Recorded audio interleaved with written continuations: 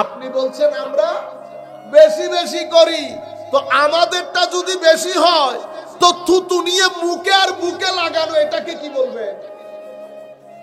রুয়ে জমিনের মধ্যে, আল্লাহর সৃষ্টির মধ্যে, পৃথিবীতে কখনো কোন প্রজা তাদের রাজার নখ নিয়ে পকেটে নিয়ে হাঁটাহাঁটি করতে, নখটাকে ঘরের মধ্যে নখ মুবারক বলে আতর লাগিয়ে ঘরে সংরক্ষণ করেছেন? পৃথিবীতে এহেন কোন দৃষ্টান্ত নাই। সাহাবায়ে কেরাম করেছেন, সাহাবায়ে কেরাম করেছেন। চুল মুবারক, ঘাম মুবারক, পৃথিবীতে কোন প্রজা তাদের রাজার গামকে শিশির মধ্যে নিয়ে ঘরে গুঁজে রেখেছেন, আতর মনে করে ব্যবহার করেছে। গামের প্রতি এত ভক্তি পৃথিবীর কোন প্রজা তাদের রাজার গামের প্রতি এই ভক্তি দেখায় নাই। আপনি আমাদেরটা বেশি বেশি বলছেন, এখন এটাকে কোথায় রাখবেন? আপনি বলছেন রওজা বলার জন্য দলিল চাই, তো তখন আমি জিজ্ঞেস করব না আপনাকে? রওজার দলিল আপনাকে পরে দেব, আগে বলেন সাহাবায়ে কেরামকে দলিল দিতে যে গাম মুবারক ব্যবহার করেছেন কোন দলিলের ভিত্তিতে? ঘাম মুবারক ব্যবহার করেছেন, হাদিসের হর দলিল আছে না? মানে রওজার কি আজীব, কোন দুনিয়াতে ভাষা বেঁধেছে?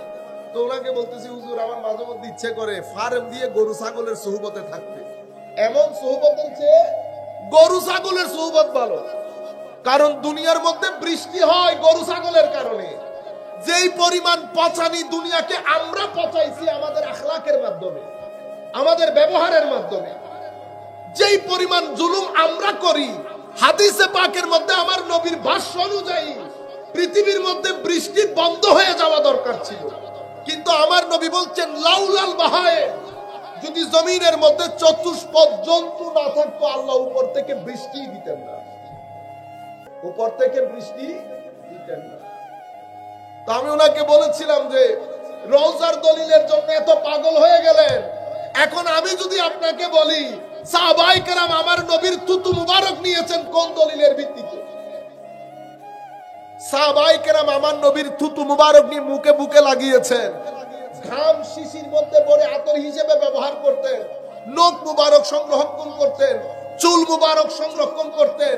এগুলা কোন দলিলের ভিত্তিতে ছিল? এগুলা ইশকের দলিলের ভিত্তিতে ছিল, এগুলা মুহাব্বতের দলিলের ভিত্তিতে ছিল। কারণ এটা রাসূলুল্লাহ ইমামুল মুরসালিন, যার ক্ষেত্রে আমার আল্লাহ বলেছেন আমানু বিহি ওয়া আযযারুহু ওয়া আযযারুহু। শুধু ঈমান আনলে হবে না, আমার নবীকে সর্বোচ্চ সম্মান করতে হবে। সর্বোচ্চ মানে আমার নবীর ইজ্জত, আমার নবীর বরত্ব, মহানত্ব এত আজিম। নবীর নামকরণ করা হয়েছে এই নবী, কারণ নবীর শব্দের চারটা অর্থ আছে। কয়টা অর্থ? কিছু লুগতের কিতাবের মধ্যে এক দুইটা অর্থ বাড়িয়ে বলেছে, আমি মেইনলি যেই শব্দগুলো ব্যবহার হয় সেই অর্থের কথা বলছি। সেই অর্থের মধ্যে একটা অর্থ হচ্ছে আল মাকান আল মুরতাফা, উঁচু স্থানকে, উঁচু স্থানকে যিনি সর্বোচ্চ আরোহণ করেন ওনাকে নবী বলা হয়। তো নবীকে নবী কেন বলা হচ্ছে?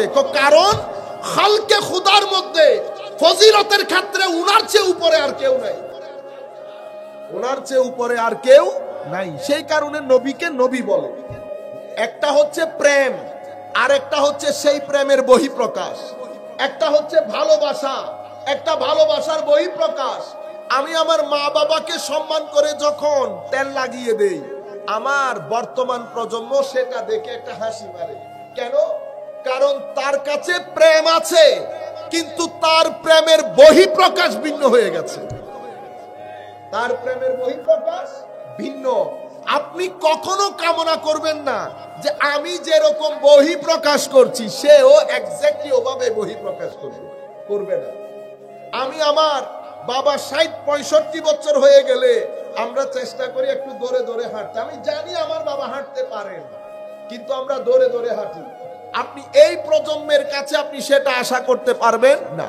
তার মানে তারা সম্মান করে না তা না, তাদের সম্মানের ধরন পরিবর্তন হয়ে গেছে। কিছু ক্ষেত্রে এই ধরন পরিবর্তন, কিছু ক্ষেত্রে তাদেরকে রুডনেসের দিকে নিয়ে যায়, তাদেরকে বর্বর মনে হয়, তাদেরকে বেআদব মনে হয়। কিছু ক্ষেত্রে অতিমাত্রায় যখন প্র্যাকটিক্যাল হয়, অতিমাত্রায় রিয়ালিস্টিক হতে গেলে তাদেরকে কি মনে হয়? বেআদব মনে হয়। বুঝতে পেরেছেন? এরকম একটা ট্রানজিশনাল পিরিয়ডে যখন ছেলেদের থেকে আদব লেহাজ খতম হয়ে যাচ্ছে, হায়া খতম হয়ে যাচ্ছে, এহেন পরিস্থিতিতে আপনি যখন বক্তার টেবিলে স্টেজে দাঁড়িয়ে বলবেন নবী এবিসিডি জানে না, নবী অমুক, নবী আমার মতো তোমার মতো, নবীর স্ত্রী অমুক ছিলেন, আপনি যখন এই ট্রানজিশনাল পিরিয়ডের মধ্যে এই ধরনের আলাপ করবেন, ছেলেদের ব্রেইন থেকে এমনিতে আদব জিনিস উঠে যাচ্ছে, তোর মধ্যে যখন আপনি কি নবীকে এভাবে তুলে ধরবেন, নবীর ব্যাপারে ছেলেদের মাইন্ডসেট কি হবে? আপনি বুঝতে পারছেন? ঠিক এই কারণে, ঠিক আপনি পুরো, আমি এখন যে আপনাকে ব্যাকগ্রাউন্ড বলেছি সেই ব্যাকগ্রাউন্ডটা আপনি হাতে রাখবেন। আমি এখন দুইটা রেওয়ায়ত আপনাদেরকে বলবো এই ব্যাকগ্রাউন্ডের সাথে মিলিয়ে দেখার জন্য। আপনারা বুঝতে পারছেন? কিছু বক্তা যেমন রাত দিন এক করে দিচ্ছে, কখনো আমার নবীর মা বাবা নিয়ে কথা বলে, কখনো আমার নবীর ব্যক্তি সত্তা নিয়ে কথা বলে, কখনো আমার নবীর এলম নিয়ে কথা বলে, কখনো আমার নবীর হাদিসে পাকের লিগ্যাল অথরিটি নিয়ে কথা বলে, কখনো আমার নবীর প্রাইভেট লাইফ নিয়ে কথা বলে। বুঝতে পেরেছেন? আপনি যখন কথা বলছেন, আমাদের শ্রোতার মধ্যে কিছু শ্রোতা একেবারে নামমাত্র, যারা মাস্টার ডিগ্রি পর্যন্ত গেছে, আর ম্যাক্সিমাম শ্রোতা একেবারে ব্রেইনের লেভেল নিচে। আপনি যখন এই শ্রোতাগুলার সামনে আমার নবীকে যখন এই আন্দাজে তুলে ধরবেন, এবং এমন সময়ে তুলে ধরছেন যখন এটা পৃথিবী একটা ট্রানজিশনাল পিরিয়ডের মধ্যে যাচ্ছে, কমপ্লিকেটেড সিচুয়েশন হচ্ছে, ছেলেদের থেকে আদব লেহাজ খতম হয়ে যাচ্ছে, সেই অবস্থার মধ্যে যখন আপনি নবীকে এভাবে তুলে ধরবেন, বলেন দেখি মাহফিল থেকে যুবক যখন ঘরে যাবে, সিনার ভিতরে আর ইমানের নূর থাকবে?